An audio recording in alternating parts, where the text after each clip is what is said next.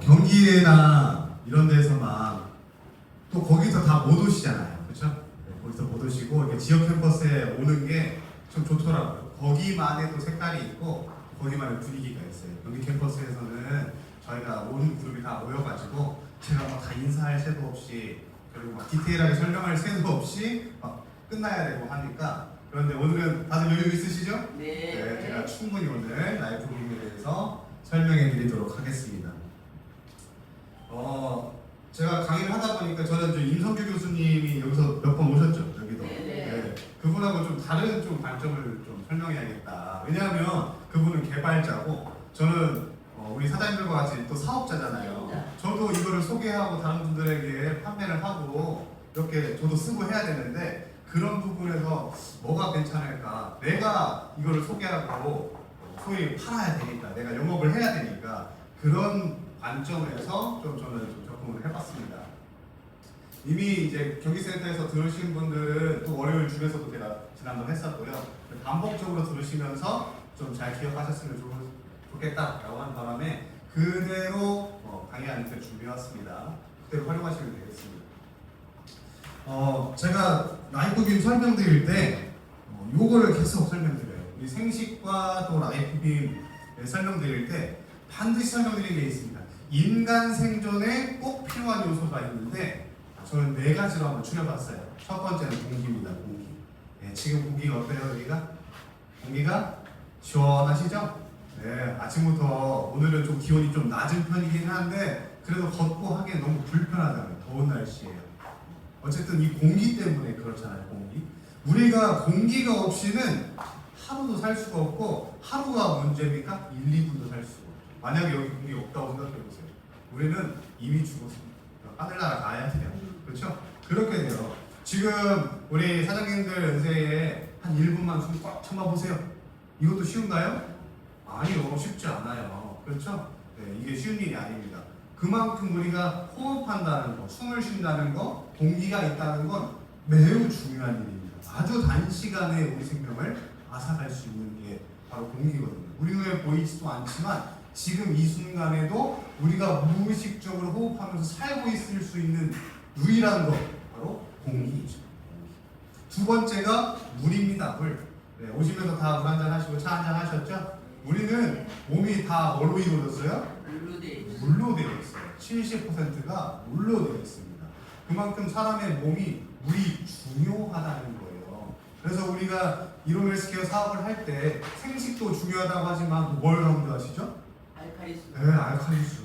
물의 중요성에 대해서 계속 말씀하시잖아요. 근데 우리 몸을 바꾸는데, 우리 몸을 채우는데, 우리 몸을 유지하는 데 필요한 것이 그 항상성을 유지하는 데 필요한 것이 바로 물이니까요. 물은 공기보다는 좀 참을 수 있죠. 오늘 하루 종일 물을 못 마신다. 너무 조갈라, 너무 힘들어, 정말라 하지만 버틸 수 있어요.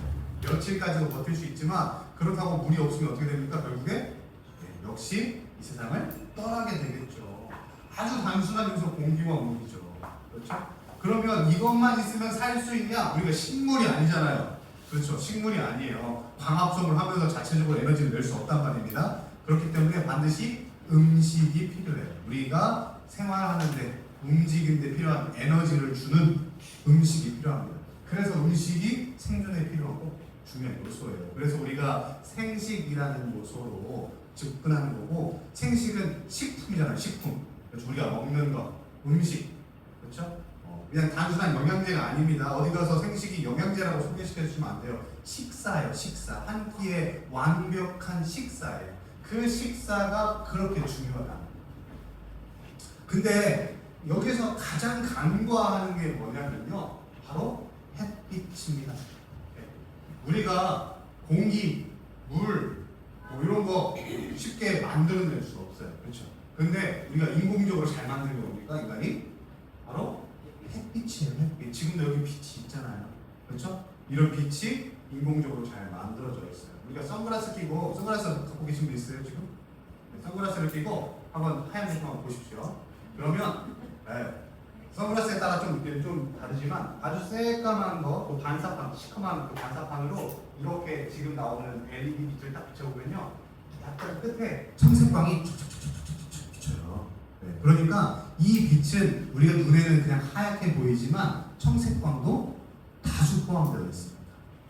그렇게 좋은 빛은 아니에요. 우리가 인간이 만들어낼 수 있는 빛이 한계가 있어요. 우리 안경 많이 쓰시잖아요. 저도 안경 쓰고 있는데 가면 이 안경사들이 처음 하는 게 있어요. 렌즈를 맞추면서 도수를 맞추고 그다음 뭐 얘기합니까? 블루 파장 차단되는 렌즈들일까요? 하잖아요. 그렇죠? 왜 블루 파장이 우리 몸에, 우리 눈에 안 좋으니까요. 그렇죠? 근데 우리가 그 모든 것들을 다 어디에 파장을 속해 있냐면 햇빛에 있어요. 햇빛은 사실 너무 자연스럽죠. 아침에 그냥 뜨잖아요. 그렇죠? 우리가 그냥 아침에 뜨고 밤이면 지고 이게 그냥 계속 연결되어 왔단 말입니다. 그렇죠? 우리가 태어나기 전부터 아주 옛날부터 태양은 그렇게 우리 지구를 비추면서 있어 왔어요. 그래서 햇빛은 그냥 당연한 거야. 공기도 물도 당연한 거야. 그 중에 우리가 숨 참으면 안 되고 물 마시지 않으면 안 되고 먹지 않으면 안 되듯이 햇빛도 되게 중요한데 햇빛은 그냥 간과하는 경우가 있어요. 그러니까 젊은 사람들이 햇빛을 안 보고 자기 소굴에만 들어가가지고 이 젊은 사람들이 그렇게 있는 거죠. 햇빛을 안 볼 때 폐해, 나쁜 점이 너무너무나 많아요. 그런 점도 뒤에서 한번 소개해드릴게요. 그래서 오늘의 핵심은 이 빛이 왜 중요하냐? 세포를 고치기 때문입니다. 그래서 저는 세포를 고치는 빛이라고 이렇게 요명해봤습니다. 그러니까 우리가 그 빛이 우리 생명을 갖다 주니까 라이프빔이라고 우리 박사님께서 이 베니라이트 원래 이름이었잖아요. 베니라이트가 아마 이 베네핏이라고 이익이에요. 이익, 이점, 라이트, 빛에 이점 있는 빛 이렇게 해서 베니라이트라고 지으신 것 같아요. 근데 박사님, 우리 황성주 박사님 생각할 때 와 이거는 사람을 살리는 빛이니까 라이프 빔으로 하자. 이렇게 해서 명명을 라이프 빔으로 고친 겁니다. 그래서 우리가 지금 집중적으로 볼 것은 빛이 생포를 고치는구나 이 부분입니다. 어떻게 되는지는 뒤에서 설명드릴게요. 만약에 제가 앞에서 4개 설명드렸는데 빛이 없다면 어떤 일이 일어날까요? 당장에 지금 여기는 식물은 없지만 밖에 있네요. 그 식물들이 어떻게 됩니까? 다 죽어버릴 거예요. 고산되는 건 죽는다는 거죠. 실내 식물 잘 버티는 것도 간접적으로 햇빛이 들어오지 않으면요 죽게 되어 있어요. 인공 조명에 한계가 있습니다. 인공 조명으로 살 수 있는 건 없어요. 인공 조명으로 햇빛이 만들어주는 것도 있긴 한데 굉장히 고가죠. 집에서 그 기르는 사람 있지만 그렇지만 햇빛이 없다고 하면 어쨌든 식물은 다 말라 죽어요. 그럼 인간이 먹을 수 있는 게 없겠죠. 그래서 우리가 고기만 먹어요? 고기도 걔네들도 식물을 먹고 살잖아요. 그렇죠? 걔네들도 못 살아요. 그럼 인간도 결국에 못 살아요. 식물이 없다면요 또 어떤 일이 날까요? 식물이 없다면 또 햇빛이 없다면 산소가 부족해서 살 수가 없어요. 식물들이 이산화탄소를 빨아들이고 산소를 내뱉잖아요. 그렇죠? 광합성하는 동안에. 꼭 그것뿐만 아니라 햇빛이 없으면 왜 산소 부족이 일어나느냐?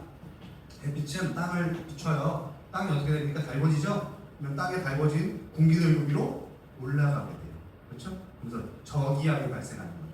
그 저기압이 발생하고 상대적으로 고기압 이 바람이 불면서 공기가 순환이 되죠. 그렇죠? 순환이 되면서 공기가 계속 도는 겁니다. 그래서 우리가 계속해서 신선한 공기를 마실 수 있는 원리가 되는 거예요. 햇빛이 만약에 없다면 어떻게 되느냐? 그 기압 차이가 발생하지 않겠죠. 그러면 무거운 공기가 상대적으로 여기를 가득 메우게 될 거예요. 무거운 공기 뭐 있습니까? 우리가 과거에 연탄 때 줬죠. 이산화탄소, 일산화탄소 이런 것들 대표적이죠.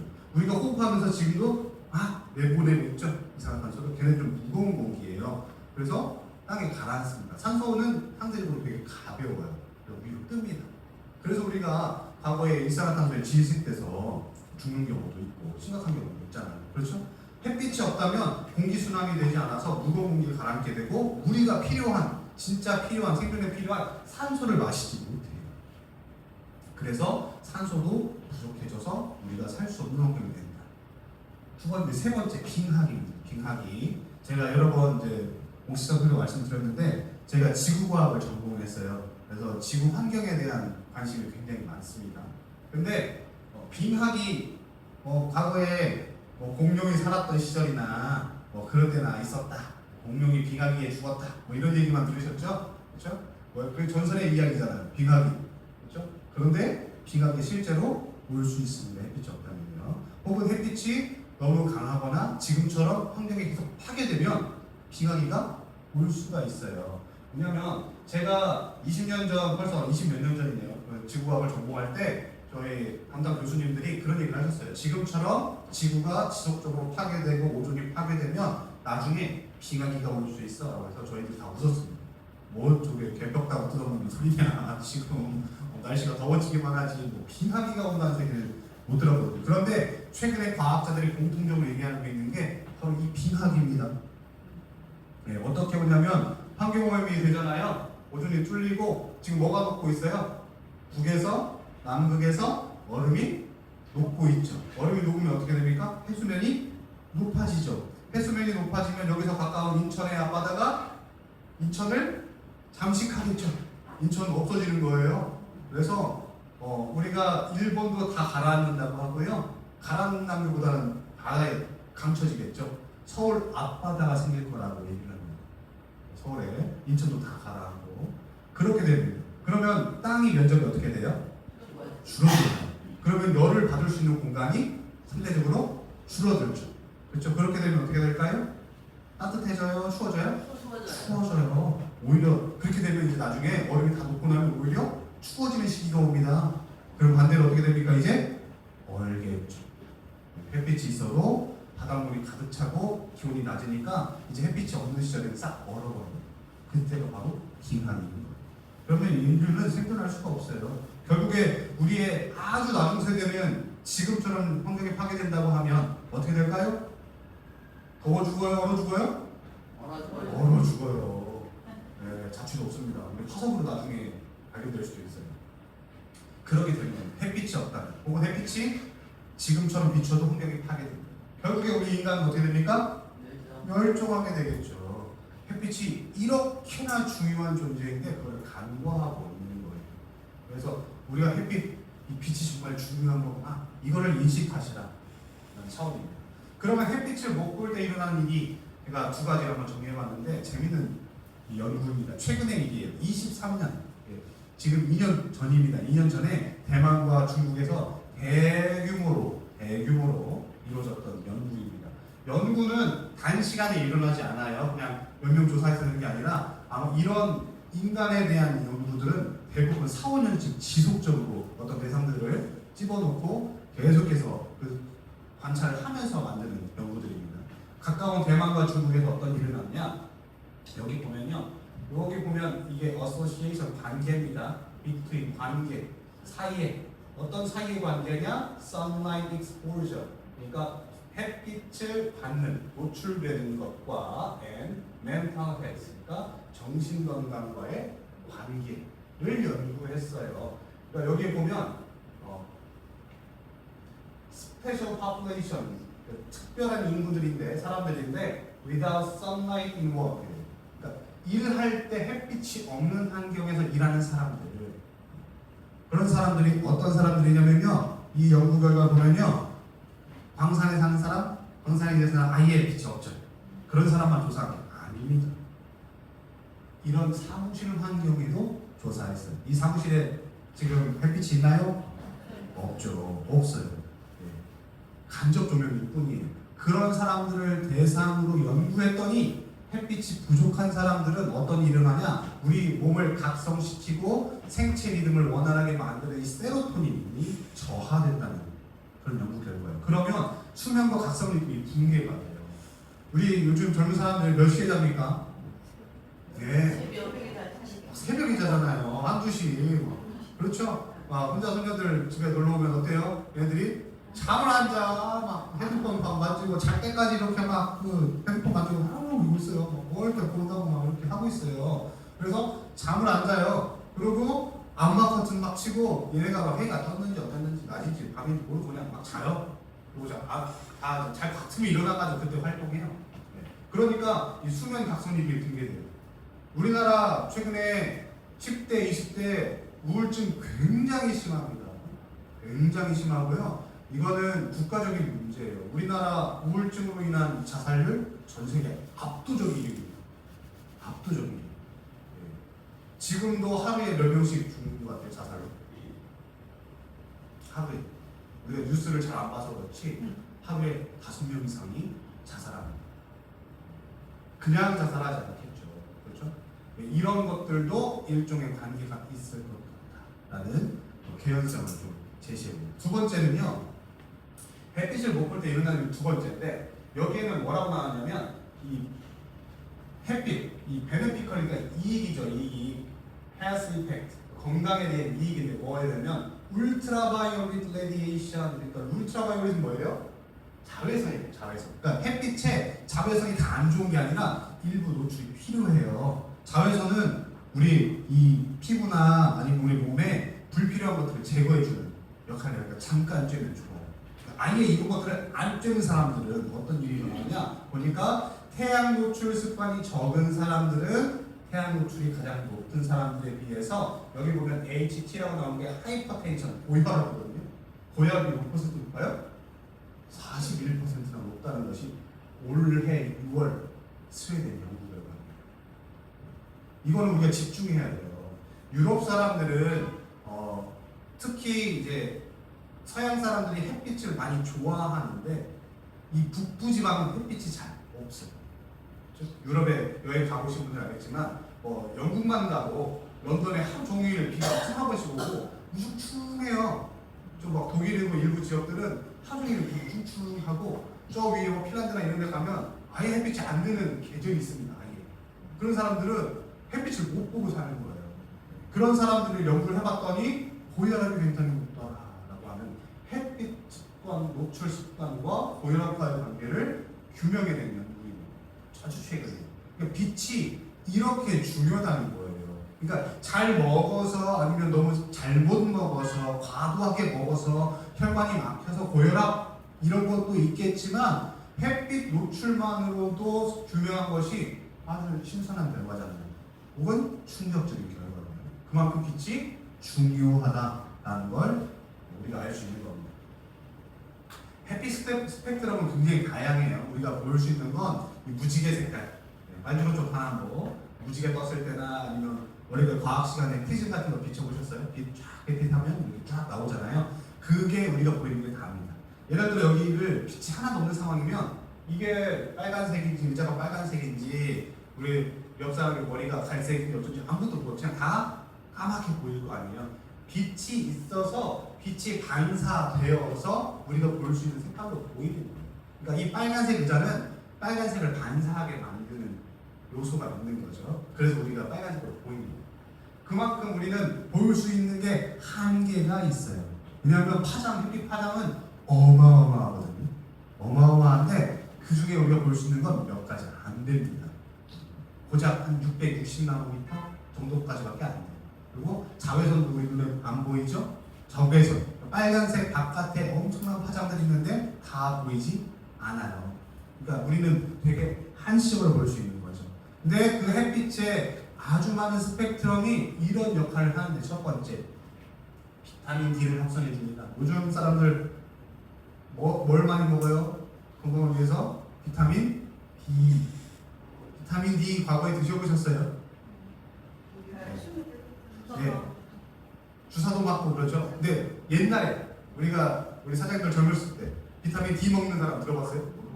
환자들, 중환자실에 있는 사람들, 햇빛에 아예 노출되지 않는 사람들, 그런 사람들이 먹는 게 비타민 D였어요. 그래서 그 시절에 우리가 비타민 D 먹는다고 하면 쟤는 뭐 환자야 이렇게 생각해도 무방할 정도.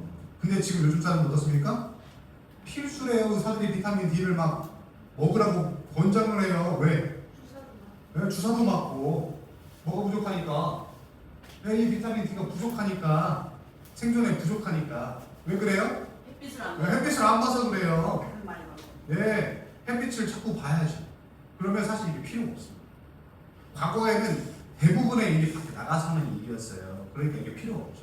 그리고 사람들이 다 자기 자동차 있는 사람이 얼마나 있었어요. 나가서 걸어야 돼요. 나가서 막 움직여야 돼요. 이게 다음은 했는데 지금은 다 집구석에 처박혀가지고 뭘 하는지 그냥 유튜브나 쌓고 이렇게 하고 있으니 안 되는 거죠. 그러니까 비타민 D를 먹으라고 하는 거예요. 주사들이. 지금은 많이 드시죠? 오히려? 예, 지금 필수, 현대인의 필수 비타민이 됐습니다. 근데 햇빛이 다 좋은 건 아닙니다. 너무 과하게 쬐면 자외선 같은 경우는 피부 노화를 일으킬 수 있고, 심한 경우 암도 일으킬 수 있어요. 그러니까 밖에서 너무 햇빛을 많이 쬐면 좋은 건 아닙니다.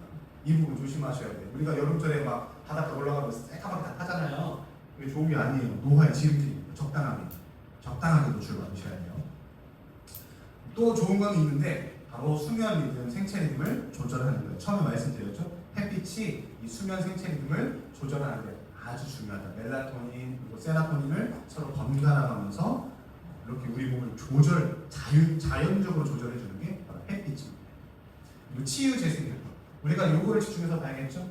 치유 재생 효과가 있다. 빛이 아니 무슨 빛을 본다고 해서 우리 몸이 나아지냐? 연구 결과가 어마어마해요. 네, 방금 우울증도 보셨잖아요. 고혈압도 보셨잖아요. 햇빛이 노출이 많이 있는 사람들이 훨씬 더 이런 거 적다니까. 치료가 되니까. 이런 부분들을 우리가 집중해서 보셔야 됩니다. 그리고 원적외선 같은 경우는 체온 유지나 혈류 개선에 도움이 됩니다. 원적외선 따뜻하잖아요. 그렇죠? 그런 역할을 하는 게 바로 체온 유지. 이거 나중에 비교해서 표를 보여드릴게요. 임성규 교수님이 이거를 강의하신 뒤에 저도 인사이트가 다 왔어요. 아, 아침 해와 저녁 노을이 그렇게 좋구나. 그래서 제가 지난번 강의할 때도, 경기센터에 강의할 때도 아침에 새벽에 이렇게 새벽기도 갔다 오신 뒤에 좀 햇빛이 이렇게 바로 쫙 비칠 때 그때 좀 햇빛 좀 맛보고 좋아요. 이렇게 했어요. 그래서 아침 해는 멜라토닌을 억제하는 청색광, 약간 빛이 좀 달라요. 약간 청색광들이 쫙 비치면서 부드럽게 비치면서 우리가 아침에 딱 일어나서 햇빛 보면 어때요? 눈이 딱 떠지죠. 아, 나 이제 일어나야 활동해야 되는 시간이구나 라는 걸 햇빛을. 그래서 커튼 탁 걷고 하면 몸이 확 개운해집니다. 자고 일어나서. 그래서 멜라토닌을 억제하고 반면에 우리가 생체 리듬을 세라토닌과 코르티솔을 활성시켜서 우리가 잘 움직일 수 있게 만들어주는 역할을 해요. 반면에 저녁 노을은 굉장히 빨갛죠. 그렇죠? 빨갛게 쫙 점령하면서 우리가 실제로 해 지는 것을 눈으로 볼 정도로, 그렇죠? 그렇게 많은 거쳐서 이렇게 땅에 거쳐서 오니까 우리가 그걸 볼 수 있을 정도로 부드러운 빛이 들어와요. 우리가 한낮에는 햇빛을 그냥 볼 수 있어요? 못 봐요. 눈이 부셔가지고 볼 수가 없어요. 잠깐만 봐도 눈이 하얗게 돼가지고 딴 데도 안 보이죠. 근데 노을은 어느 정도 볼 수 있잖아요. 지는 해도. 그렇죠? 그만큼 부드러운 빛을 쫙 비춰주기 때문이죠. 그렇게 저녁 노을은 청색광도 없이 부드러운 빛으로 이제 멜라토닌, 이제 너는 휴식할 시간이야, 잘 시간이야, 곧 너의 잠을 청하게 해줄게 하면서 이렇게 멜라토닌을 내보내주는 거죠. 근데 혹자는 이렇게 말합니다. 아, 그러면 라이프 기능이 왜 필요합니까? 아침에 일어나가지고 뭐 아침에 맞고 저녁에 노을 질 때 이렇게 하고, 네. 그러면 왜 개발했어요 저걸? 사람을 다 이 운동하면 이제 새벽빛 맞기, 저녁 노을빛 맞기 하면 되지. 네. 못하니까. 그리고 실제로 우리 라이프빈 사용할 때 교수님이 어떻게 하라고 해요? 옷 위에 하라고 해요? 맨살에 하라고 해요? 맨살에 해야 돼요. 나가려면 어떻게 해요? 아침에 해 뜰 때 홀딱 벗고 나가가지고 막 이러고 다녀야 돼요. 네, 그럼 어떻게 됩니까? 차감차감. 저 미친 거 아닌가? 이렇게 할 수 있죠. 그렇게 될 수 있어요. 그리고 저녁에도 마찬가지예요. 우리가 이 좋은 빛을 집에 들여서 아무 때나 수시로 활용할 수 있는 게 의료기기, 헬스케어 기기인 거예요. 그래서 만드는 거예요. 그래서 우리가 그걸 활용하는 거예요. 이때 나는 아침에 농사꾼이야, 아침에 일찍 나가가지고 하고 이때까지 일하고 나, 쉽지 않아요. 그분들도 관절에 나와요. 하루 종일 그 햇빛 안 보이려고 오히려 더 둘러쓰고 나가잖아요. 그렇죠? 전혀 좋지 않습니다. 그러니까 이 해가 좋지만 이 해의 원리대로 빛을 강화하는 게 라이트 빔이라는 겁니다. 그걸 아무 때나 쓸 수 있다는 게 큰 장점입니다.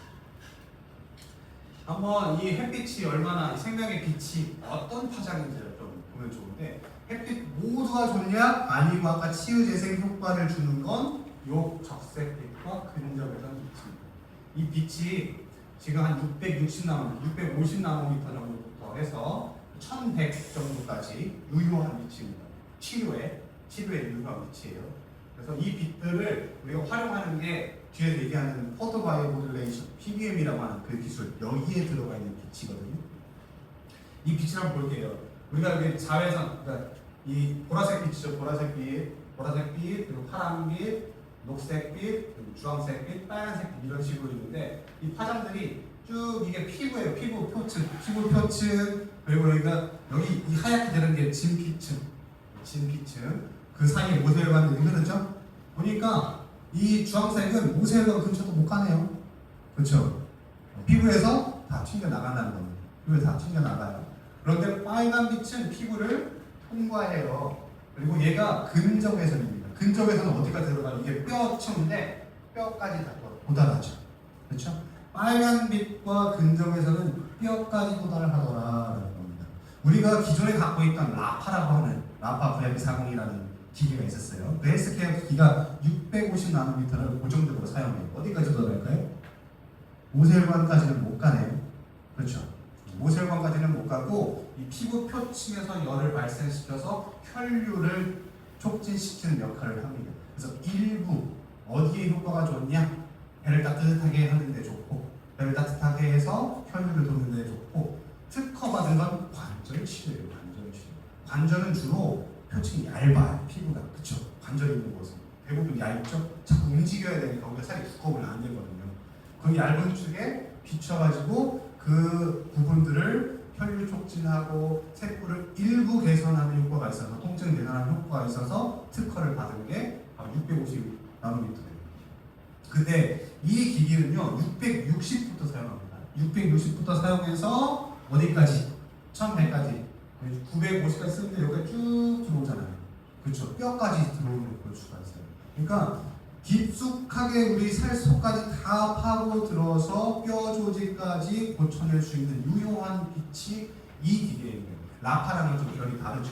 그렇죠? 그것도 뒤에서 비교를 해드릴게요.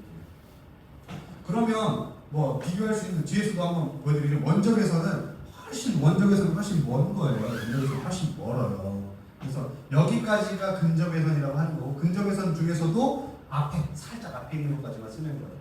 원적에서는 훨씬 더 뒤인 건데 원적에서는 열이 발생해요. 열. 그래서 열을 발생해서 오랫동안 사용하면서 혈류가 이제 팽창되고 혈액순환을 도와주는 역할을 하는 거죠. 원적외선은 그런 역할이니까 원적외선으로 만약에 치료가 된다. 원적외선으로 치료가 된다. 다 사기꾼입니다. 아시겠죠? 원적외선은 혈류 개선, 피로 회복 이런 거에는 괜찮아요. 네, 괜찮아요. 그런데 치료가 된다, 뭐 특허받았다, 사기입니다. 사기. 네, 옥장판 이런 것들 다 그러니까 과거에 사기로 다 걸렸죠. 따뜻하게 해가지고 원적외선 나와요. 안 좋습니다. 치료에는 효과가 없습니다. 그러면 포토바이오 모듈레이션이라고 하는 용어, 이거 PBM, 이 기기가 사용하는 이 기기를 우리가 PBMT라고 하는 기계예요. 이 기기를 어떻게 설명하냐면 이 정확한 용어가 이겁니다. 앞자를 따서 PBM이라고 하는 건데 이건 간단하게 부르는 거고요. 이 플레임으로 불러야 우리가 검색이 잘 될 거예요. 플레임으로 불러야 이 포토, P가 포토예요. 포토가 원어가 뭐냐면 우리 예수님 때부터 썼던 이 포스라고 하는 빛이라는 뜻입니다. 빛, 영어로 light고요. 이 포스, 우리가 과거에 예전에 뭐 이렇게 60년대, 50년대 뭐 옛날에 그 사진 찍을 때 뭐가 터졌어요? 요즘에도 이렇게 우리가 하지만 플래시가 팍 터지죠. 빛이 팍. 그래서 포토라고 하는 거예요. 네. 그 사진 자체를 포토라고 하는 게 아니라 빛이 터지는 현상을 가지고 포토, 빛, 이게 빛이 팍 하니까 빛, 이걸 빛이 터지니까 이걸 사진 이거라고 하자 해서 포토라고 부르는 겁니다. 그래서 이 포토는 원래 빛을 의미하고요. 바이오도 역시 이 과거에 썼던 이 그리스어 로마 때부터 썼던 이 그리스어가 바이오스라고 하는 생명을 의미하는 단어입니다. 그러니까 포토 빛으로 생명을 모듈레이션 조절하다, 변조하다라는 뜻이거든요. 빛으로 생명을 조절하는 테라피 치료법인 겁니다. 네. 그래서 검색을 만약에 하시려면 PBM으로 검색하시기보다는 이 플레임을 쓰세요. 포토, 이 가운데 건 필요 없어요. 제가 말하고 쉽게 외운 거고 포토바이오 모듈레이션이라고 쳐야 훨씬 더 잘 나옵니다. 이 부분 참고해 주시고 우리 기계가 빛으로 생명을 조절하는 기계구나. 어떤 원리에서인가 보겠습니다. 빛으로 어떻게 생명을 조절할 건가? 지금 보면 요 세포, 우리 피부의 표피세포의 하나입니다. 세포는 되게 다양한 걸 가지고 있는데 그 중에 이제 스킨셀, 표피를 가져왔습니다. 이 표피의 세포 우리가 60조 개나 돼요. 우리 몸이 전체를 이루고 있는 세포가 그 중에 하나를 아주 크게 확대하게 이룹니다. 세포를 우리 눈에 볼 수는 없죠, 그렇죠? 어마어마하게 많은 세포를 우리 몸에 이루어졌는데 그 중에 이 표피 세포, 피부 세포 하나만 가져와도 이렇게 소개해 보니까 더 다양하죠, 그렇죠? 세포 자체를 우리 눈에 볼 수가 없는데 그걸 확대하고 보니까 더 많은 것들이 안에서 이 세포 하나가 존재하고 있다. 그 중에 뭐 핵도 있고 외핵도 있고 그 중에 가장 중요한 거 뭐냐? 이게 바로 미토콘드리아라고 하는 겁니다. 미토콘드리아는 우리 사람들 다 갖고 계시는 핸드폰 같아요. 이게 핸드폰이라고 하면 이 미토콘드리아는 배터리와 같아요. 핸드폰이 아무리 좋아봤자 성능이 좋아봤자 뭐가 없으면 배터리 없으면 혹은 핸드폰 오래 사용했어요. 그러면 점점점 수명이 어때요?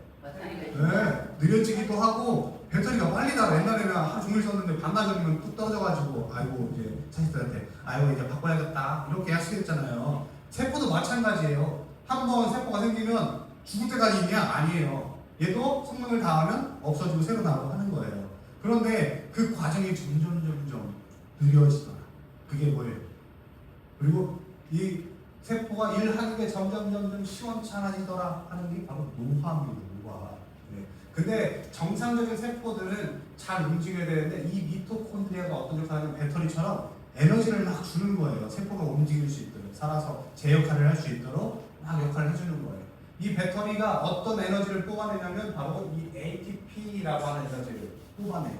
ATP가 뭐냐면 아데노신 3인산이라는 좀 어려운 용어죠. 쉽게 얘기해서 우리 몸을 움직일 수 있는 진짜로 배터리에서 에너지가 나가듯이 그런 역할을 하는 거예요. 그런 에너지를 미토콘드리아에서 막 내주는 거예요. 이제 얘가 시원찮으면 나 에너지 하나씩밖에 못 나겠어 하다가 빛이 딱 빨간 빛이 이렇게 들어오잖아요. 그러면 이거 웬일이야? 나 충전도 해서 서너 개씩 막 내보냅니다. 정상 세포라면 더 많은 에너지를 내보내겠죠. 그렇죠? 이렇게 에너지를 내보내면서 우리 몸을 움직일 수 있게 생체 에너지를 증가시키는 게 바로 미토콘드리아예요. 두 번째, ROS가 뭐냐면 활성산소를 제거해주는 역할을 합니다. 미토콘드리아가 원활하게 잘 활성화가 되면 활성산소 우리 몸에 필요한가요?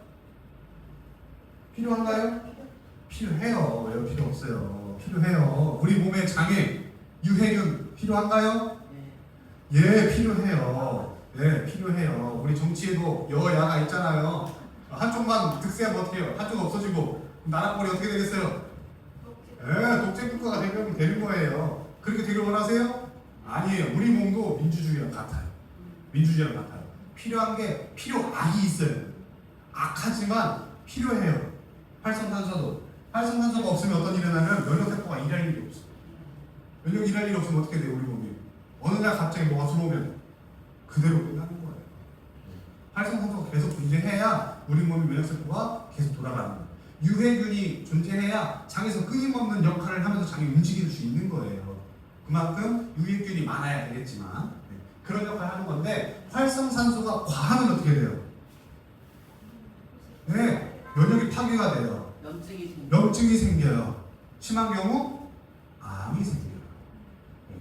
그래서 적절하게 제거해주는 게 필요하다. 누가 제거해줘요? 미토콘드리아에서 내려오는 활성산소 제거 물질. 근데 그게 언제 나온다? 빛을 받았을 때 더 많이 나온다 라는 거죠. 왜 요즘 사람들이 요즘 아이들은 다 아토피 달고 나오잖아요. 아토피, 비염 굉장히 많습니다. 왜 그럴까요? 부모 세대부터 빛을 잘 안 보기 때문이에요. 그렇기 때문에 이 활성산소가 잘 제거가 되지 않고 계속해서 염증도 생기고 애기 뱃속 때부터 면역이 좋지 않은 거죠. 그런 부분에서 이 미토콘드리아가 빛을 봤을 때 활성산소를 제거해주는 아주 좋은 역할을 한다. 세 번째, 이것도 중요합니다. 산화질소를 발생시켜요. 이 산화라고 들어가니까 하면 어때요? 좋아요, 안 좋아요? 안 좋아. 우리 몸에 산화 안 돼. 우리 항산화해야 되는 항산화, 산화를 벗어나야 돼. 그런데 유일하게 우리 몸에 좋은 산화가 산화질소예요. 산화질소는 이 질소가 산소랑 만나서 어떤 역할을 하냐면 팽창시키는 역할을 해요. 어디를? 혈관을 팽창시키는 역할을 해요. 그래서 혈류가 잘 돌게 만들어주는 게 바로 산화질소입니다. 그만큼 세포가 정상적으로 움직여야 이쪽에서 이 미토콘드리아에서 제대로 에너지를 발생시켜야 혈류도 잘 돌고 활성산소도 제거되고 에너지도 발생할 수 있다라는 겁니다. 그런데 그게 언제 더 잘 발생된다? 빛이 들어갔을 때, 빨간 빛이 들어갔을 때. 그래서 이 원리로 사용하는 거죠. 세 가지를 한번 비교해 드릴게요. 그래서 이 포토바이오 모듈레이션과 그 다음에 우리 갖고 있었던 라파 402 그리고 원적 개선. 여기서 제일 초라한 게 원적 개선일 거예요. 원적 개선 되게 단순합니다. 원적 개선 빨갛게 그냥 뜨겁게 하는데요. 네, 만들기도 되게 쉬워요. 그래서 원적 개선 기기가 많은 거예요. 만들기 쉽니다.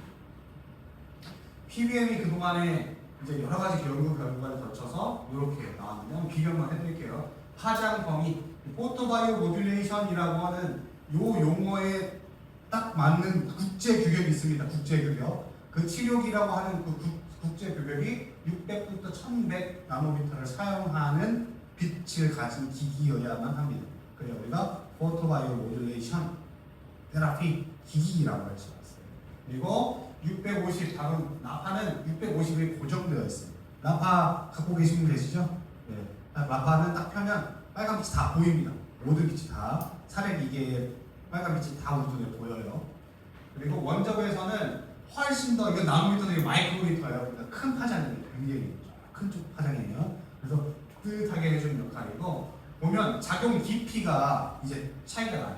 원적에서는 피부 표층에서 거의 끝나요. 왜냐하면 우리 몸이 뭘로 이루어져 있죠? 아까 70%가 뭘로 이루어졌다고 했죠? 물로 이루어졌다고 했죠. 이 피부 표층에도 모세혈관이 다 있잖아요. 이 모세혈관 혈관 안에도 대부분 물로 이루어져 있어요.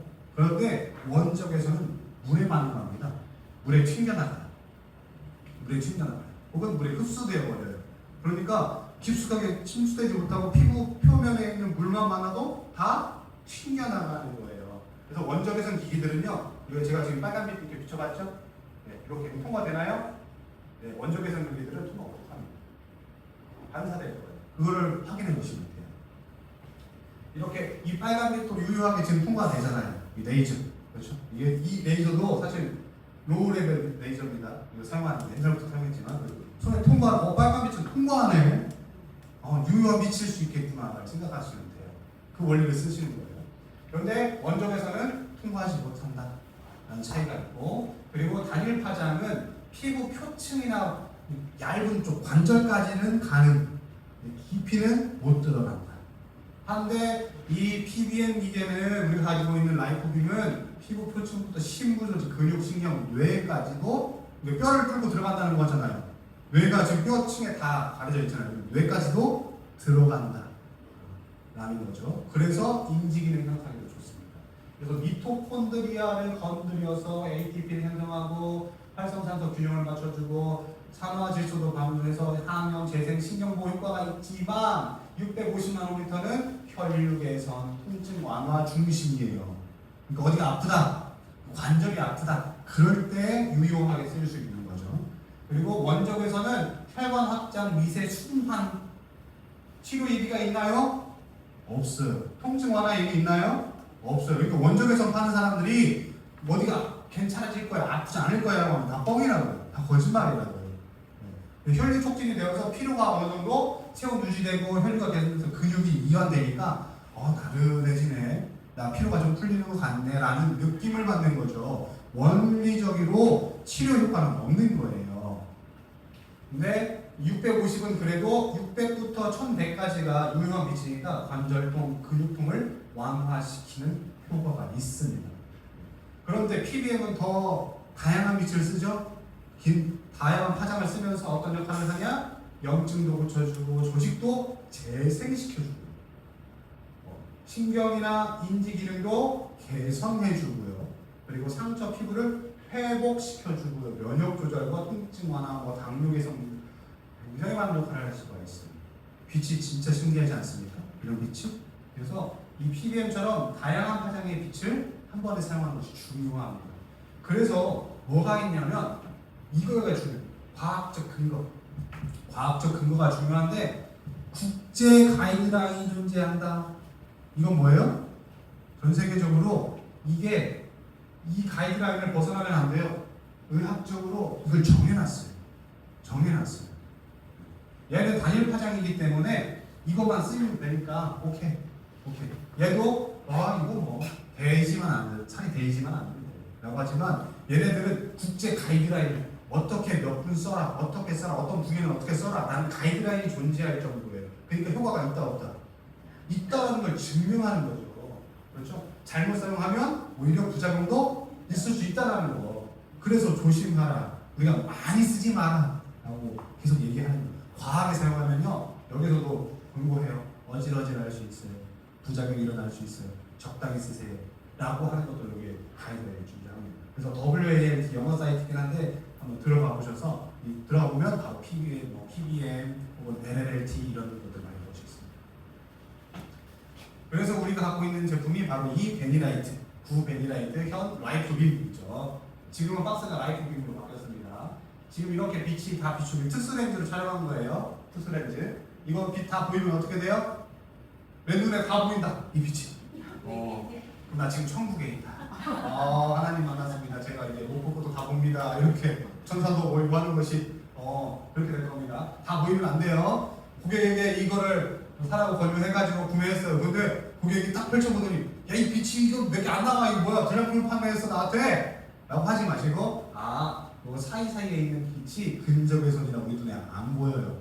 특수 렌즈를 보면 다 보입니다. 불량 아니에요. 이렇게 말씀해 주시면 돼요. 이해되셨죠? 네. 이 원리고 그러면 라이프빔은 세 가지 파장을 사용합니다. 세 가지 파장 660부터 850, 940까지 사용해요. 얘네들이 왜 이걸 사용했냐면 실험 결과, 연구 결과 가장 많이 사용한 빛이 이거예요. 왜 임성규 교수가 개발할 때 이 세 가지 빛을 선택했을까요? 오토바이오 모듈레이션 LLT라고 검색을 하면요 이 빛들 가지고 이 파장을 가지고 가장 많은 연구를 했어요. 그럼 왜 이 빛을 가지고 연구를 했을까요? 이게 가장 유효했으니까 이 파장들이. 그래서 이 세 가지 빛을 다 담았고요. 피부 표층, 진피, 기입수간 심부까지 다 들어갈 수 있는 골고루 빛을 주는 빛을 한 번에 다 담은 겁니다. 요 시커멓게 된 거는 우리가 눈에 보이지 않는 940나노, 850나노 눈에 안 보여요. 얘네들은 근접해선입니다. 근접해선들. 그래서 요거 보니까 어제도 막 그 평택에서 말씀하시던데 글씨가 작아서 안 보여 하시는 분 계시더라고요. 예. 혹은 이제 시간을 이렇게 다이얼로 한 1분부터 이렇게 쭉쭉쭉 조절할 수 있으면 좋았을 것을 하는 거고 있는데 뭐 나중에 개선이 될 것 같습니다. 뭐 계속 본사에 요구를 해가지고 거기를 압박을 해. 요거 좀 만들어 달라고. 어쨌든 지금 민성규 교수 안 계시니까 이렇게 얘기하시는 분 교수님 계셔도 한번 말씀해드리고 싶다. 요거 좀 어떻게 현대적으로 좀 안 됩니까? 그러니까 우리가 100만 원 없는 기계들이 있기에 저거 크게 글씨도 네, 글씨도 좀 크게 잘 안 보여가지고 다 어르신들 막 이렇게 보더라고요. 쉽지 않아요. 안 보여갖고. 어쨌든 성능만은 기가 막히다. 성능만은 기가 막힌데 이게 아무래도 평소에 이제 공대를 나오신 교수님이다 보니까 디테일이 조금 부족하긴 해요. 네, 교수님한테 그런 얘기 제가 했다고 말씀드리면 안 됩니다. 가지고 오시면 이렇게 사용하고 있다. 제가 최근에 이제 어머니 드리려고 대형 소형을 한번 구매해봤어요. 저희 어머니도 허리가 수술하셔가지고 안 좋기 때문에 구매해봤는데 옮기만 뜯어가지고 비교해봤어요. 소형 되게 작죠? 소형 보고 계신 분 계세요? 여기 대형하고 소형 비가 한 3분의 2 정도 크기고 대형은 라이프빔이라고 이름이 바뀌었어요. 근데 소형은 안 바뀌었어요. 왜냐하면 소형은 이제 판매 끝나면 안 팔 거예요. 대형이 미국에서 2,000달러입니다. 2,000달러면 지금 환율로 하면 한 290만 원? 네, 그 정도예요. 우리 대형은 지금 얼마에 판매하고 있죠? 125만 원. 네, 그러니까 미국 사람들은 지금 어디서 사가요? 우리나라에서 사서 택배로 보내도 싸요. 훨씬 싸요. 280만 원이니까 하나에. 얘 미국에서 얘 1,800달러. 얘도 200만 원 넘어요. 작은 것도. 근데 이거 합쳐서 얼마예요? 145만 원. 우리가 145만 원 비싸지만 이 미국 가서 원래 미국에서 팔던 거잖아요. 미국과 호주에서. 근데 이제 박사님이 황성규 박사님이 이거 컨택해서 우리나라에서 지금 판매하기 시작한 건데 우리가 독점으로 팔고 있는 거고 독점으로 파는데 이 정도 가격이면 이거 너무 후려친 거 아닌가? 우리 황성규 박사님 깡패 아닌가? 이 정도로 너무 싸게 파는 거예요 진짜. 이게 비싸지만 우리가 체감상 비싸지만 지금 원래 판매하던 가격에 비하면 너무 저렴하고 팔립니다. 환율 1,000원만 쳐도 200만 원, 180만 원이잖아요. 그렇죠? 근데 지금 환율 1,400원, 1,500원 하잖아요. 엄청 지금 저희한테는 싸게 팔고 있습니다. 소형은 한 요 정도 돼요. 손목에 바로 오자마자 제가 잠옷바람에 나가가지고 참았어요. 그래서 오자마자 그랬더니 요 정도 팔목에 감싸주고 목 정도 이렇게 목 그러면 머리 이만큼 정도 될 정도 그 정도 무릎 혹은 발바닥 이렇게 할 정도 크기고 대형은 얼굴이 완전히 이렇게 띄어나도 다 조사될 정도로 큰 사이즈입니다. 비교가 되시죠? 요건 다 똑같아요. 조절기는 다 똑같고 이 사이즈만 좀 다른 겁니다.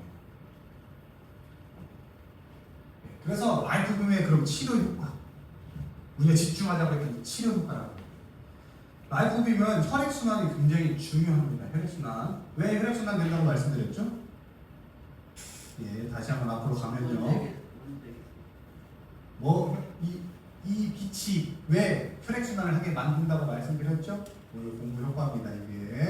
이게 제가 이거를 계속 설명하고 다닐 수 있는 게 우리는 하나님께서 특별히 주신 망각의 은사가 있어요. 들어도 까먹어요. 그렇게 까먹어요. 그렇죠. 목사님 설교 이번 주하고 다음 주 했더니 똑같은 일도 모르고 그렇습니다. 뭐 들을 수 있잖아요. 목사님 설교가 평생 하시는데 똑같은 게 없을 수 있을까요? 아니에요. 거의 비슷해요. 저도 사역을 해봐서 저도 전도사 출신이기 때문에 이거 똑같은 말씀을 이거 뭐라고 또 설명해야 돼 해서 비슷하게 설명해도 이거 다 어렵다고 처음 들었대요. 그래서 지난번 했는데 그럴 정도예요. 아무튼 왜 혈액순환 된다고 말씀드렸냐면 미토콘드리아에서 산화질소를 내보내기 때문에 말씀드렸잖아요. 그렇죠. 산화질소를 내보내기 때문에 혈관이 팽창되고 그렇기 때문에 혈액순환이 잘 되고 또 혈관 세포들도 고쳐주겠죠. 혈관 세포들도 고쳐주어서 혈관 세포가 이제 낭창낭창 내가 노화됐나봐 하면서 잘 안 됐을 때 그걸 살아나게 하니까 혈류도 잘 흐르고 혈액순환이 잘 되게 되는 겁니다. 이해되시죠? 네. 또 혈액 속에는 많은 세포들이 들어있어요. 혈액은 그냥 단순하게 피 그냥 우리가 묽게 보이긴 하지만 그 안에 적혈구, 백혈구, 그리고 NK세포, T세포, B세포, 호중구 이런 거 다 뭐예요? 면역세포예요. 면역세포가 대체 어디서 나가지고 주둔되고 있는 게 아니에요. 면역세포는 자꾸 움직여요. 혈관을 타고 움직이면서 필요한 곳에 가서 불필요한 세포들을 잡아먹고 바이러스를 박멸시키는 거예요. 혈액순환이 필요한 이유가 그거죠. 혈액순환이 잘 되는 사람들이 면역이 좋습니다. 당연히 그렇겠죠. 그래서 면역 효과도 좋다. 면역 세포들도 살리겠죠. 라이프빔이 그렇죠. 면역 세포들도 원활하게 만들어줘요. 그래서 암에도 효과적인데 우리 아까 비교할 때 WALT랑 국제 가이드라인이 존재한다고 했잖아요. 국제 가이드라인 WALT에서 뭘 하지 말라고 하냐면 암 부위에는 실험하지 마. 직접 조사해서 실험하지 마라고 합니다. 그러면 거기서만 그러냐? 아니에요. 모든 실험들이 인체를 대상으로 하는 모든 실험들이 암 부위에는 직접적으로 할 수 없게 됩니다. 왜냐면 그러다 잘못되면 어떻게 돼요? 내가 이 암을 고치려고 열심히 노력했고 살고 싶은데 내가 실험의 대상이 됐어요. 내가 잘못됐어요. 어떻게 책임질 거예요? 그래서 의학계는 하지 말라고 하는 겁니다. 그리고 임산부의 개 하지 말고 이제 막 태어난 아이들 하지 말라고 해요. 왜냐하면 그들에게는 위험인자가 될 수 있으니까. 그래서 연구 대상에서 제외됐습니다. 그런데 그렇다고 해서 이 사람들이 암에 대한 연구를 안 했을까요? 아닙니다. 했습니다. 네, 암 부위에 사람에게 직접 되지 말라고 했으니까 뭐 해야 되지? 이 암 조직을 떼내서 그 암 조직이 살 수 있는 환경을 만들어놨어요. 인공적으로. 그리고 뭘 비춰요? 아까 말했던 이 PBM 이 유효한 빛을 비췄더니 그 암세포가 어떻게 됐다? 줄어들거나 소멸됩니다. 라는 연구 결과가 최근에 나오고 있습니다. 그래서 직접적으로 암 부위에 대고 하는 건 사실 저도 할 수 없어요. 하라고 말씀 못 드려요. 그런데 그런 연구 결과가 있다고는 말씀드리겠습니다. 그래서 환자분이 내가 해보고 싶어요 해서 본인의 의사로 할 때는 괜찮아요. 근데 우리가 안부에 대고 그거 하면 좋대요. 감사하게 얘기해서 이거 잡혀갑니다. 그러면 안 돼요. 제가 했다고 하면 안 돼요. 그런 연구 결과가 있다고 말씀을 드렸어요. 그런 연구 결과도 있다. 면역에는 아주 탁월하다. 집중해야 할 거 파킨슨 뇌질환이에요. 파킨슨 고칠 수 있습니까? 없어요. 의학적으로 고칠 수 없어요. 파킨슨이 사람 이름이에요. 그죠? 우리가 사람 이름 붙은 거는 고칠 수 있는 병, 없는 병? 없는 병. 원인이 있는 병, 없는 병? 없는 병. 원인을 모르는 거예요. 원인을 모르는데 이런 증상이 있다 하는 게 파킨슨 이런 것들이에요. 사람 이름 붙은 것들 다 그런 것들입니다.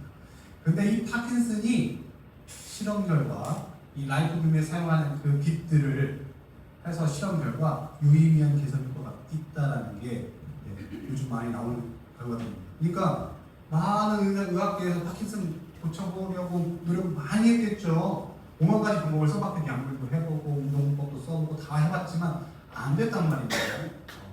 정체되거나 살짝 정체는 되지만 계속 발전해요. 파킨슨이 심해지면 어떤 일이 일어나면요. 파킨슨 주변에 파킨슨 환자 계세요? 네, 보시긴 보셨죠? 근데 제 아주 친한 형, 그분 목사님이신데 그 목사님의 아버님, 그러니까 저 모교회의 장로님인데요. 김제 전라도 김제 그분을 제가 한 40년 봐왔습니다. 제가 뱃속부터 그 교회 다녔기 때문에 계속 봐왔는데 그분이 은행장 출신이세요. 아주 똑똑하고 탁탁탁 철두철미하고 하신 분인데 지금 파킨슨이죠. 왜냐하면 젊을 때부터 당뇨가 있으셨어요. 근데 활동할 때는 머리도 쓰고 움직이고 하니까 그게 어느 정도 유지가 됐어요. 그런데 70대 이후에 은퇴하셨어요. 이사장까지 계속 하시다가 70대 초반에 은퇴하신 다음에는 할 게 없잖아. 머리도 쓸 일이 별로 없잖아요. 이거 어떻게 되냐면 당뇨가 아주 급격하게 진행되더니 이분이 이제 인지 능력이 떨어지는 거예요. 병원에 가서 검사했더니 당신 파킨슨 증후군입니다 라고 얘기했어요. 고칠 수가 없어요. 파킨슨을 그러고 전신이 다 흔들려요. 네, 맞아요. 그분은 전신이 다 흔들리는 것도 걷는 것도 불편하시고 가장 힘든 거 가족 얼굴도 못 알아보고 자기 얼굴도 못 알아본다는 거예요. 거울 보면서 그분이 성격이 되게 날카로우신 분이니까 거울 보고 막 쌍욕을 해요. 장모님인데 왜? 모르는 사람이 내 집에 들어와 있으니까 거울 보고 또 자기 얼굴을 못 알아볼 정도로 심각해지는 게 몸이 떨리고 막 정상생활 못하는 건 둘째치고 누굴 알아보기라도 해야지. 그게 안 돼요. 근데 그런 사람들을 대상으로 이 라이코빔 같은 빛을 PBM 빛을 비추었다고 유의미한 개선 효과가 있었는데 어디에 비추었을까요? 뇌에. 머리에. 우리가 일반적으로 뇌 질환하면 뇌에만 생각하는데 장뇌축이라고 들어보셨죠? 장이 중요해요. 파킨슨 환자들에게 장에 비췄어요. 뇌 안에서 8주간 같은 빛, 아까 660나노미터 보셨죠? 660나노미터로 대다가만 8주간 하루에 5분만 했어요. 5분. 길게 안 하죠. 파킨슨 환자 같은 거 오래 해서 뭔가 빨리 고쳐야 될 것 같은데 그러지 않고 5분 했습니다. 5분. 하루에 5분 장에다가 660나노미터로 5분만 8주간 했더니 그 전보다 손떨림이나 인지 능력이 유의미하게 개선이 되었더라. 신기하죠? 여태까지 그럴 일이 없었습니다. 이게 논문으로 나왔어요. 제가 거짓말하는 게 아니에요. 논문이 나와 있어요. 당장 구글에 들어가셔서 포토바이오 모듈레이션 파킨슨이라고 쳐보세요. 나와요. 이것들을 검색해서 저한테 연락 온 분이 계시다니까요. 뇌는 안 미치고 장애만 장애만 했더니 그런 결과가 있었어요. 물론 이제 제가 뒤에 그 표에도 있어요. 그 표에도 파킨슨 활용법이 있을 거예요. 머리에다가 이렇게. 머리에다가 해도 좋죠. 네. 머리, 팔목, 왜냐면 손이 떨리고 못 걸으니까 관절 같은데 또 말초신경 같은데. 예. 그러니까 어차피 파킨슨 환자분들은 스스로 못 하세요. 네, 이제 그걸 관리 주시는 분이 계셔야 되긴 하는데 그런 역할을 하게 된다. 그리고 면역 세포를 고쳐주니까 면역이 과해서 생기는 아토피, 비염, 류마티스 이런 거에 효과적입니다. 자가 면역 질환에 세포가 정상화되니까. 그리고 통증 치료는 말할 것도 없습니다. 통증 치료 원리를 제가 여러 번 말씀드렸는데 500Hz가 급성 통증이 굉장히 좋아요. 그리고 그 통증을 유지관리하려면 100Hz를 쓰시는 거예요. 500Hz가 왜 통증의 급성 통증, 제가 허리 아프거나 무릎 아프거나 하실 때 바로 쓰세요라고 하면 금방 좀 이게 뻐근한 게 괜찮아지는 것 같아요, 아픈 게 사라지는 것 같아요 라고 하는 그 이유가 뭐냐면, 우리 뇌에 이게 만약에 무릎이 아파요, 무릎에 염증이 생긴 거 아니에요. 그 염증이 막 신호를 어디로 보내요? 뇌로 보내요. 뇌로 보내니까 여기가 아픈 줄 아는 거예요. 이해되시죠? 왜냐하면 하반신 환자 같은 경우에 여기다가 우리가 칼을 확 찔렀어요. 주사를 확 놨어요. 아파요, 안 아파요? 아파요? 안 아파요. 왜? 신경 전달 물질이 여기 신경이 끊겨서 뇌로 가지 못하니까. 근데 우리 여기 조금만 찔러도 어떻게 돼요? 아파요. 네, 발가락 여기 나가다가 이게 새끼발가락 문틈에 탁 찍히면 얼마나 아파요. 그렇죠? 그게 신경 전달 물질이 우리 뇌에 가서 거기가 아파 라고 하는 걸 알려주니까 그 부위에 자꾸 신경 전달 물질이 왔다 갔다 하면서 아픈 걸 알 수 있는 거예요. 근데 이 500Hz가 뭐냐면 그 신경 전달 물질을 차단해주는 거예요. 일단 뇌에 전달하지마, 아프지 않다고, 아프다고 전달하지마, 그러면 우리가 잠깐 잊게 되는 거겠죠, 그 아픔. 그리고 그 사이에 빛이 비춰가지고 세포를 고쳐내는 거예요. 그래서 우리가 이 통증은 당장 잊게 되는 효과도 있지만, 아침에 일어나면, 저녁에 했을 때 아침에 일어나면 훨씬 더 부드럽게, 관절 같은 거 훨씬 부드럽게, 그동안에 세포가 더 고쳐지니까 그런 역할을 하는 겁니다. 그래서 훨씬 더 유효한 효과가 있고, 말초신경병증, 아까 이 파킨슨하고도 많이 연결되죠. 파킨슨 환자들은 말초신경이 다 엉망이 돼요. 뇌 움직임이 별로가 되니까. 그래서 막 손 못 떨고 걷지도 못하고 뭘 잡아도 막 흔들리고 이렇게 되거든요. 그런데 손발에도 유용하게 쓸 수가 있다. 괜히 발끝이 저릿저릿하고 손이 막 저리고 할 때도 그렇게 사용하시면 됩니다. 그리고 염증 치료에도 똑같은 효과입니다. 염증, 통증에 비슷한 효과를 발휘할 수가 있어요. 당뇨에도 좋아요. 당뇨가 안 되는 이유가 뭐예요? 당뇨가 잘 치료가 안 되는 이유가 뭐랑 연결되어 있을까요? 혈액이랑 연결되어 있어요. 요즘에는 당뇨만 위험한 게 아니라 뭐랑 당뇨랑 연구가 많이 되는 게 바로 암입니다. 암. 당뇨 환자들이 압도적으로 암이 많아요. 따져보면. 그러니까 대사질환이 별로 안 되는 사람들이 암에 걸릴 가능성이 높아요. 이 대사질환 때문에 힘든 사람들은 혈액순환이 잘 안 되고 면역세포가 잘 돌지 않아요. 그렇기 때문에 면역이 약해지고 암에 걸릴 확률이 더 높은 거예요. 그러니까 여러 다 망가지고 다. 그래서 대사가 중요한 거고, 최근에 그래서 최인선 대표께서 라이크 이글에서 대사증후 관리하자. 그리고 작년에 우리가 카카오 가서 뭐 관리했어요? 그 연장이 연속 혈당 측정된 걸 혈당 측정하면서 대사증후 관리하자 막 했었잖아요. 그 이유가 이겁니다. 만병의 근원. 그런데 그 부분도 같이 연결되어 있는 거예요. 우리 몸은 뭐 한 군데만 이상한 게 아니에요. 다 연결되어 있어요. 그 부분에서 효과가 있을 수 있다 라는 연구 결과. 이게 다 연구 결과들로 만들어져서 제가 다 써놓은 겁니다. 그러면 이걸 어디에 쓰면 좋겠냐? 가장 필요한 사람은 저는, 물론 우리가 연세부 드신 분들, 통증이 많고 하시는 분들 계시겠지만, 직업적으로 프로 운동선수들은 매일 아프잖아요. 근육을 매일 쓰잖아요. 피로 물질이 가득하고 염증이 생길 거 아니에요. 통증이 생기고. 그런 분들한테 굉장히 좋을 것 같아요. 그래서 라이프빔 같은 것들을 헬스장에 가세요. 헬스장에도 너무 좋을 것 같고, 그리고 통증의학과 같은 데 굉장히 좋을 것 같죠. 피부 관리, 미용 아주 좋고요. 불면증 관리, 이거 체험판에 이미 넘칩니다. 이거 사용하고 나서 이게 불면증이 사라졌어요. 내가 자다가도 몇 번씩 깨고 막 2~3시 넘어야 잠을 청할 수 있는 그런 사람이었는데, 내가 베개에 머리 대자마자 잠이 잤어 하시는 분도 굉장히 많아요. 이런 거 체험판에 넘칩니다. 그리고 신장의 전립선 질환, 우리나라 남성 암 1위 뭡니까? 전립선 질환이에요. 전립선암 1위예요. 전립선암은 생존율 높긴 해요. 그런데 암이라는 것 자체가 방치하고 그러면 온몸에 전이되고 죽기 십상이죠. 쉽지 않아요. 암이라는 것 자체는. 그래서 신장, 전립선 질환 이런 거에도 효과가 좋다. 그러면 남성분들, 내가 전립선 질환이 있어요, 신장 질환이 있어요 하시는 분들은 어떻게 쓰시면 돼요? 피부에 써야 돼요. 피부에. 그러니까 이렇게 애기들 기저귀 차듯이 다 벗고 샤워하고 나서 이렇게 쓰셔야 돼요. 기저귀 차듯이. 그렇게 하셔야 효과가 좋습니다. 그래서 면역력 강화가 필요한, 요즘 코로나19 다시 재유행이라고 해요. 코로나 그리고 또 바이러스 감염 이런 것들 이미 미국, 유럽, 브라질, 호주 굉장히 많은 연구가 되고 있어요. 이 포토바이오 모듈레이션이라고 하는 그 말 자체가 2006년에 처음 이제 학계에 등장했거든요. 그때부터 쓰였던 거고 지금은 그 당시에는 로우 레벨 레이저, 우리 라파 같은 그런 게 로우 레벨 레이저거든요. 그거를 같이 썼는데 지금은 다 포토바이오 모듈레이션으로 통합됐습니다. 용어가 그만큼 임상으로도 많이 되고 표준 치료법으로도 계속 제시되고 있다라고 하는 겁니다. 그래서 라이프빔 간단하게 이 5가지로 되어 있잖아요. 500Hz는 신경내생 통증 완화, 내가 급성 통증이 생겼어요 할 때는 500 쓰시고요.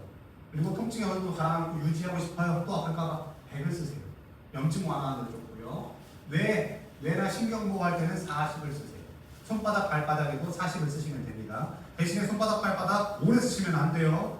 말초신경에 오래 쓰면 머리가 5분에서 10분이라고 돼 있고. 예, 저는 5분 이하 쓰시기를 권장드립니다. 손발바닥. 근데 5분 이하면 금방 꺼져요. 그만큼만 하세요. 그만큼만 해도 효과가 좋습니다.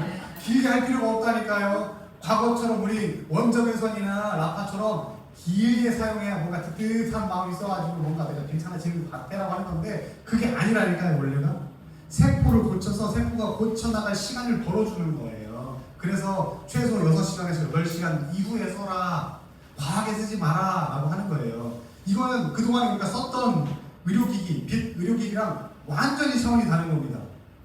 이해되시죠? 짧게 쓰셔야 돼요. 짧게.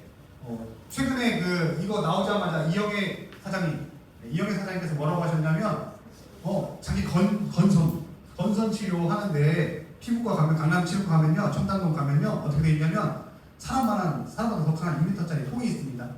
그 통에 들어가요. 휴다 빨간 빛이에요. 들어갔는데 이제 빨개 벗고 들어가야 돼. 빨개 벗고 건선 치료해야 되니까 빨개 벗고 들어갔는데 잠깐 들어갔는데 나오래요. 뭐요? 1분도 안 했어요. 40몇 초에 돼. 그게 치료예요. 됐어요. 치료가 돼요. 그렇게 해서 건선이 나왔어요. 이렇게 몇 번 계속 반복하니까. 그러니까 피부과에서도 뭘 요구해요? 오래 할 필요가 없다. 빛을 쬐서 세포를 재생시키는 거지 빛을 쬐는 동안 재생되는 게 아니에요. 미토콘드리아를 건드려주는 거예요. 짧은 시간 내에. 그러면 그 미토콘드리아가 막 자기 움직인단 말입니다. 그리고 효소를 막 내보내요. 그리고 자기 할 일을 다 했으면 옆에 세포들을 정상세포를 만들고 분열하고 하면서 자기는 또 소멸되고 정상세포를 빨리 만들어내는 역할을 하는 거예요. 그러니까 긴 시간 쓸 필요 없어요. 제발 긴 시간 쓰지 마세요. 아시겠죠? 주파수는 손바닥 발바닥 500. 예, 손바닥 발바닥 처음 적응하실 때 5분 500을 쓰세요. 500을. 그러니까 이 500이 교수님도 말씀하시는데 이게 500Hz가 우리가 예를 들어서 1분이라고 칠게요. 1분 안에 500번을 따다다다다 치니까 눈에 안 보여요. 그래서 500Hz 치면 그냥 빨갛게 된 것처럼 보이는데 한번 카메라로 찍어보시면 카메라는 프레임으로 가기 때문에 바짝바짝 하는 거죠. 실제로 한 40이나 110 이점 하면 눈이 뾰족 이렇게 진짜 빛이잖아요. 그러니까 빛의 양은 똑같아요. 그런데 예를 들어서 안마를 따다다다다다 하는 거랑 처음부터 이렇게 때리는 거랑은 다른 거단 말이죠. 그래서 500에 적응하시고 그 다음에 40으로 넘어가시면 좋습니다. 이해되시죠? 예. 예. 그러니까 같은 양이에요. 내가 힘을 100을 줘가지고 이 사람을 치료할 거예요. 그러면 100을 이렇게 나눠칠 건지 이렇게 칠 건지를 결정하는 겁니다. 그게 주파수예요. 주파수. 이해되시죠? 그러니까 한 번에 예를 들어서 처음부터 40짜리를 내 손바닥에 적응도 안 되는데 아직 이 빛에 적응도 안 되는데 40짜리를 더 친다고 생각해보세요. 안 되죠. 우리 안방에서 처음에 1단계 쓰잖아. 그러다가 점점 익숙해지면 점점 세게 하고 그런 원리라고 보시면 돼요. 그럼 숫자가 적을수록 약한 거예요? 약한 게 아니라 한 번에 나오는 빛이 강하다고요. 그러니까 안마기로 따지면 5짜리, 쟤는 1짜리. 1짜리를 지속적으로 오래 하면서 그걸 할 거냐? 적응하면서. 그런 차이예요. 그리고 빛마다 유효하게 다르잖아요. 그렇죠? 하는 역할들이 다르잖아요. 그렇게 활용하시면 돼요. 뒤에 이제 표를 보시면 더 잘 나오고. 엎드려서 눈 같은 데 할 때는 깔고 하지 말고. 깔고 하셔야죠. 깔고 하셔도 돼요. 써있더라고요. 깔고 해도 돼요. 제가 집에서 맨날 깔고 해요. 망가지면 쓰면서. 허리 부분에 할 때 깔고 안 허리를 예. 하지 말라고. 왜냐하면 깔고 앉지 말라고 하는 거는 이게 이 빛이 제가 볼 때는 저희 아내도 그렇게 하다가 데인 적이 있어요. 피부가 예민한 분들이 계시더라고요. 보니까 저희 아내도 피부가 좀 예민해서 저는 똑같이 그냥 키자마자 했는데 5분 했는데 저는 아무렇지도 않고 완전히 그 다음에 바로 연결해서 하는 게 아니라 처음 키자마자 5분 했는데 저희 아내는 한 2군데 갔기 때문에 되었어요. 따끈따끈하네. 그런 것 때문에 주의사항을 줄 수 있는데 아무리 누워서 저 같은 경우는 뭐 살수는 그런 게 없으니까 해도 아무렇지도 않아요. 빛에 굉장히 예민하다 하시는 분들은 깔지 말고 이렇게 엎어져서 얹어서 이렇게 하시면 좋을 것 같고 어지간하면 깔고 해야 더 편하게 혼자 할 때 엎어져서 힘들어. 그러니까요. 그거 딱 놓고 이렇게 누워야지 거기 위에 그게 좋습니다. 그래서 요 표 지금 다 갖고 계시죠? 네, 요 표. 제가 이거를 그냥 만들어 놓은 게 아니라 임성규 교수님한테도 받은 것도 아니에요. 제가 임성규 교수님이 맨날 뭐 물어보면 너무 검색해 보세요 하잖아요. 네, 그것 때문에 제가 이분은 뭘 물어보면 다 논문 검색이네. 하지 뭐 내가. 그래서 만든 거예요. 논문 검색을 다 했어요. 논문 검색 다 해서 실험을 해서 우리 거랑 비교해서 어떤 걸 쓰면 좋겠냐를 비교해서 만든 표입니다. 저 이거 만들려고 죽는 줄 알았어요. 네. 한두 개 아니잖아요. 전신 만들어놨잖아요. 그렇죠? 아니, 그거를 선생님께서 우리 줄 수는 없어요? 다 들었잖아요. 그래서 그거요. 넘겨보세요. 여기 이거네요. 왜 없어요? 없죠? 더 넘겨보세요. 파킨슨 이거 아마 처음 화면이 파킨슨일 수도 있어요. 파킨슨 네 받은 거에 다 있어요. 넘겨보시면 다 있어요. 예.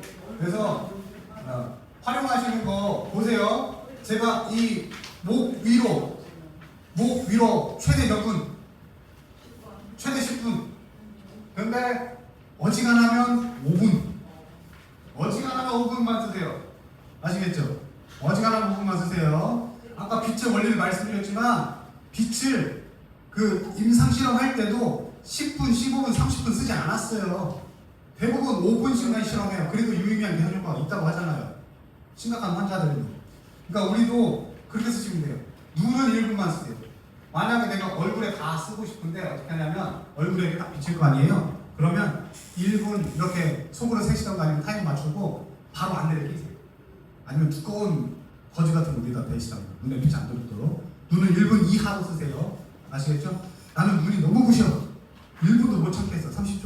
30초도 못 견디겠어. 10초만 하세요. 아시겠죠?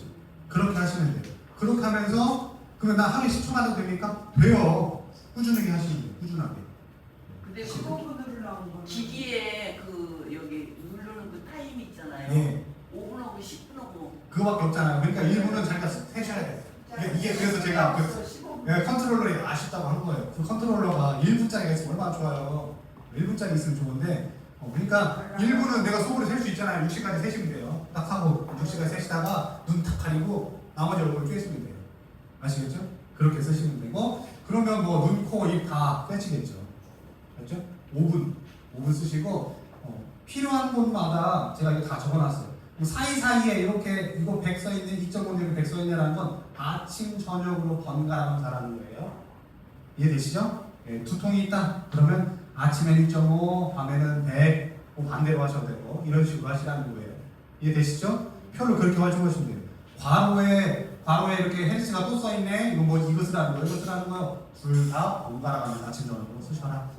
예, 그렇게 하라는 얘기입니다. 아시겠죠? 절대 6시간 내에 다시 사용하지 마세요. 같은 부위. 최대 8시간, 그러니까 아침에 쓰시고 밤에 쓰세요. 자기 전에. 그게 제일 좋아요.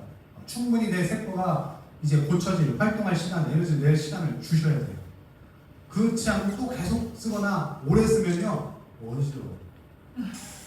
온몸이 부작용이 일어나는 것처럼 몸살이 날 수도 있어요. 부작용 분명히 있습니다. 부작용 있는 사람 많아요. 한 이틀 했더니 나 죽을 것 같아요 하시는 분들 많이 말씀하셨어요. 절대 안 돼요. 많이 쓰시면 안 됩니다. 이거는 기존 의료기기랑 다르다고 계속 말씀드려요. 짧게 쓰세요. 짧게. 선생님도 얼굴에 부분을 할 수는 없잖아요. 전체를 해야 되잖아요. 그렇죠. 그러니까 제가 말씀드린 대로 이렇게 라이프비우니까 쓰잖아요. 여기 얼굴에 쓸 거 아니에요. 이렇게. 네. 5분은 타임 맞춰놓고 속으로 1분을 세세요. 그리고 안대나 두꺼운 거즈 같은 걸 준비했다가 1분 되고 눈에 덮고 나머지는 빼시라고요. 눈에 안 들어가게. 이해되시죠? 네. 이해되시죠? 그렇게 쓰시면 돼요. 저는 어떻게 하냐면 눈 위로 머리 차라리 이렇게 써요. 이렇게.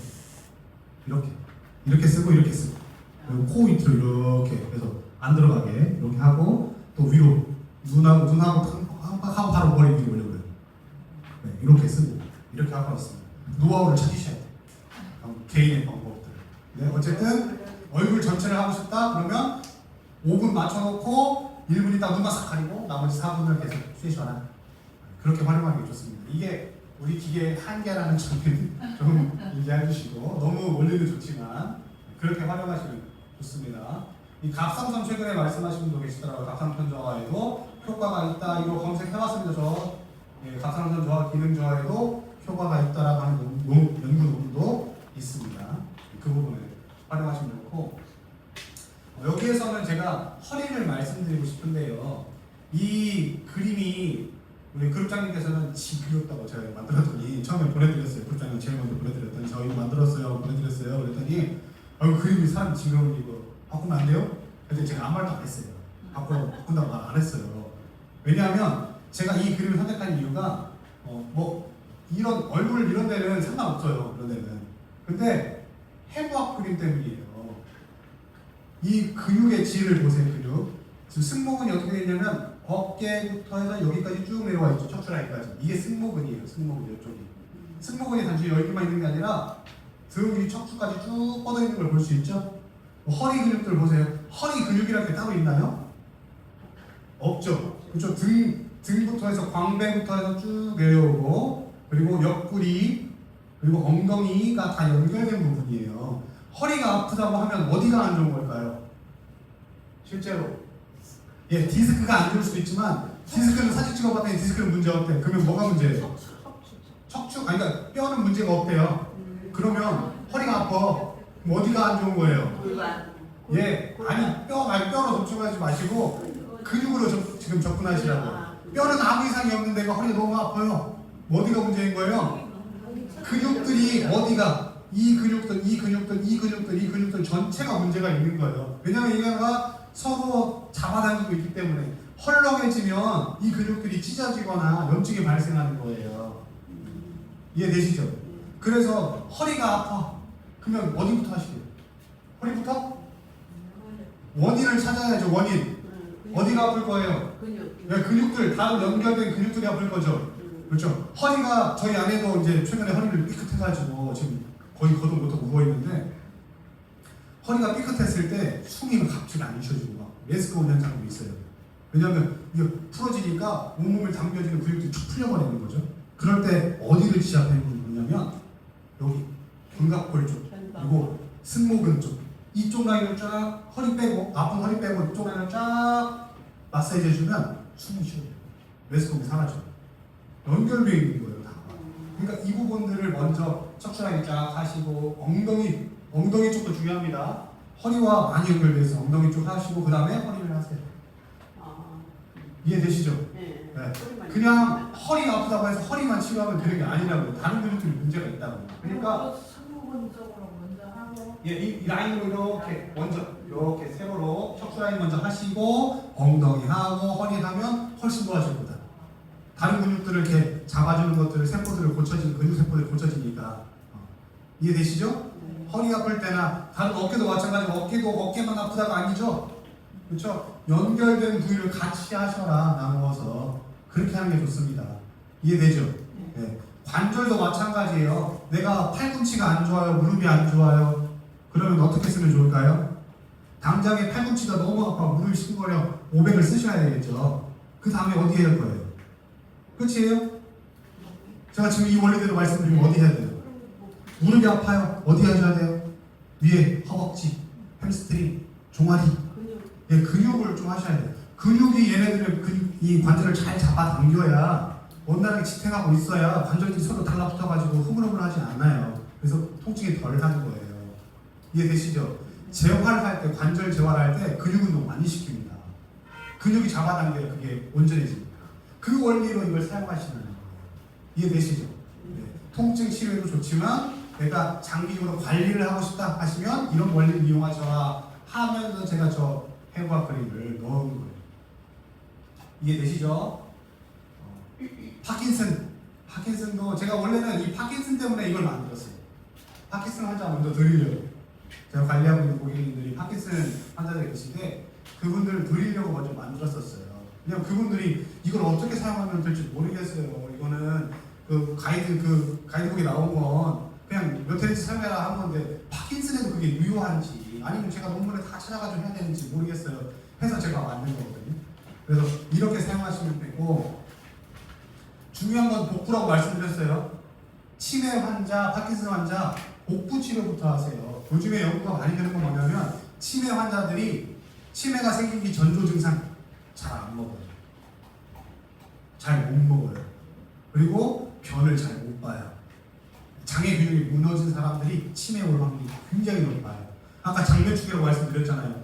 우리 뇌에서 활용할 세로토닌이 장에서 나오는 거예요. 근데 장이 온전히 음식이랑 이런 것들을 잘 활용하지 못하고 에너지를 활용하지 못하면 뇌도 덩달아 망가지는 겁니다. 그래서 아무리 경로당 가서 노인정 가서 화투 쳐도 그림 맞추기 해도 뇌 기능이 향상되지 않아요. 잘 제대로 먹어야 돼요. 그것부터 시작이에요. 장이 온전해야 돼요. 유산균 많이 드셔야 돼요.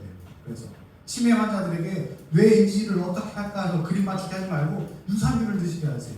빛을 배에 비추세요. 그래야 오히려 효과가 더 좋을 겁니다.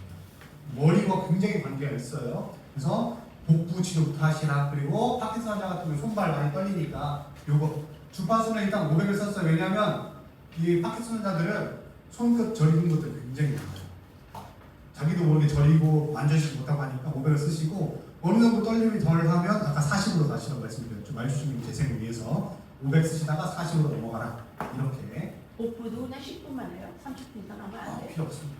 네, 특히나 파킨슨 환자들 같은 경우에는 길게 하지 마세요.